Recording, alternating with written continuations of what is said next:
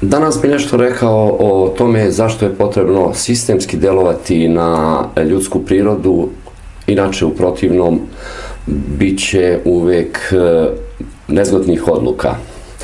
Ako pogledamo dva igrača, od kojih je jedan, ja sam ga slobodno nazvao sebičnjak, a drugi nepripremljeni naivko, i ako pretpostavimo da i jedan i drugi imaju isti stepen inteligencije, istu snagu memorije i istu samosvesnost, onda je ostalo da posmatramo kao jedinu razliku njihov odnos prema sveukupnom narodnom biću ili interesu kompanije ili neke male zajednice.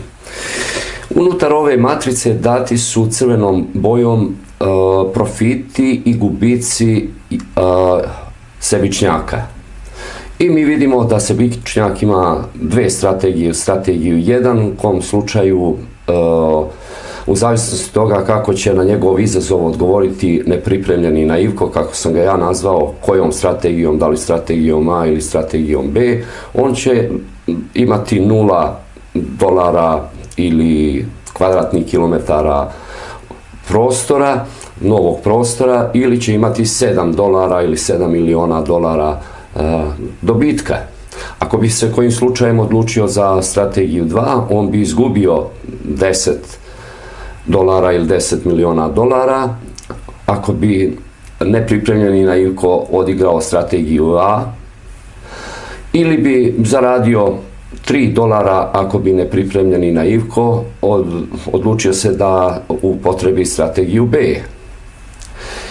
Ono što širu društvenu zajednicu interesuje jeste gdje je najveći dobitak za zajednicu ako ta dva igrača međusobno se takmiče ili konkurišu ili sarađuju.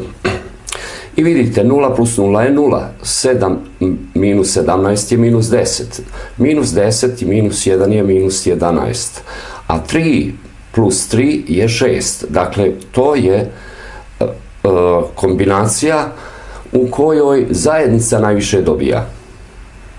I sada pogledamo. Sebičnjak ima opciju u kojoj je 0 veća od minus 10 i u kojoj je 7 veće od 3. A to znači da sebičnjak nikada neće odigrati ovu strategiju. Sa druge strane, naivko nema takvu opciju. On kada igra strategiju A, minus 1 je, izvinite, manje od 0. A 3 je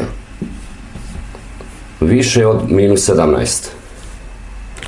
I sada, u zavisnosti od toga kako će ovaj nepripremljeni naivko da reaguje, zavisit će njegova sudbina. Dakle, sebičnjak uvijek igra strategiju 1. A nepripremljeni naivko, ako poveruje da će sebičnjak zbog opšteg dobra odigrati strategiju 2, završit će gde? Eto, ovde. I tamo gde će sebičnjak dobiti plus $7, $70, izvinite, $7 miliona i milijardi, on će izgubiti 17. I sva suština života se svodi na to da ono što je optimalno za zajednicu nije optimalno i maksimalno, tačnije, za sebičnjaka. A onaj koji je slabiji, ako poveruje da će sebičnjak u ime dobra zajednice odigrati to što bi bilo dobro za širu društvenu zajednicu, bit će među prosjacima. I zato se pojavljuje sistem da prisili sebičnjaka da ne igra tako. Normalno sada bi trebalo razviti dalje priču, ali pošto su moji prilozi od 5, 6, 7 minuta, danas sam imao samo potrebu da ukažem na to zašto je potreban sistem, zašto sve ne može da reši slobodno tržište. Uznam se da sam bio dovoljno jasan. Hvala.